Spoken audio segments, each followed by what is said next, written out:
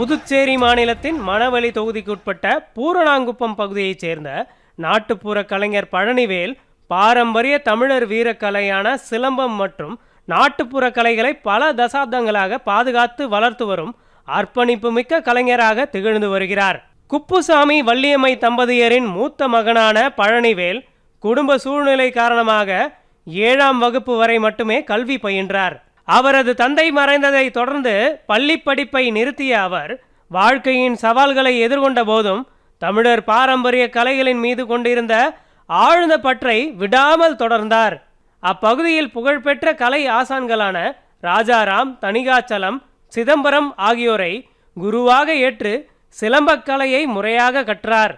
தொடர்ந்து குறவஞ்சி, கள்ளப்பத்து, நாகம் 16, துலுக்கானம், பனையேறி மல்லான், புத்துவரிசை உள்ளிட்ட பல அரிய நாட்டுப்புற மற்றும் போர்க்கலை வடிவங்களை தமிழகத்தின் பன்ருட்டி, தஞ்சாவூர் உள்ளிட்ட பகுதிகளுக்கு சென்று பயின்று தேர்ச்சி பெற்றார். இந்த கலை பயிற்சிகளை மேற்கொண்ட காலத்தில் வாழ்க்கை செலவிற்காக தனியார் பேருந்தில் நடத்துனராகவும் பின்னர் ஓட்டுநராகவும் பணியாற்றியுள்ளார். இருப்பினும் கிராமிய கலைகளின் மீது கொண்டிருந்த ஆழமான ஈடுபாடு காரணமாக தனது வேலை வாய்ப்பையே துறந்து முழுமையாக கலைப்பணியில் ஈடுபட்டார்.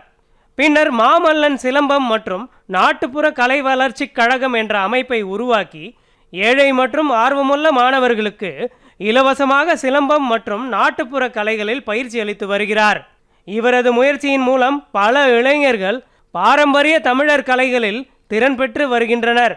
பாரம்பரிய கலைகளை பாதுகாத்து வளர்த்ததற்காக இந்திய குடியரசுத் தலைவர் திரௌபதி முர்மு அவர்களிடமிருந்து பத்மஸ்ரீ விருதை பெற்றது பழனிவேலின் கலைப்பணிக்கு கிடைத்த மிகப்பெரிய அங்கீகாரமாக பார்க்கப்படுகிறது.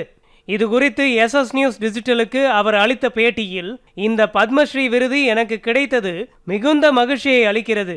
பாரம்பரிய தமிழர் கலைகளுக்காக நான் செய்த உழைப்பிற்கு கிடைத்த அங்கீகாரமாக இதை பார்க்கிறேன். மேலும் லட்சிய ஜனநாயக கட்சியின் தலைவர் ஜோஸ் சார்லஸ் மார்டின் நடத்திய தாய்மொழி மாநாட்டில் என்னை கௌரவித்தது எனக்கு மிகுந்த உற்சாகத்தையும் பெருமையையும் அளித்தது என தெரிவித்தார். இங்கே தமிழ் மொழி மாநாடு இங்கே வச்சுருந்தாங்க. அப்போ தான் என்னை பத்மஸ்ரீ அறிவித்த உடனே லட்சிய ஜனநாயக கட்சியின் ஜோ சார்லஸ் மார்டின் அவர்கள் எங்களை கூட்டு கௌரவிச்சதில் பெரிய மகிழ்ச்சி அடைகிறோம். தமிழர் பாரம்பரிய கலைகளை அடுத்த தலைமுறைக்கு கொண்டு செல்லும் பணியில் தொடர்ந்து ஈடுபட்டு வரும் பழனிவேலுக்கு பல்வேறு தரப்பினரும் பாராட்டுகளை தெரிவித்து வருகின்றனர்.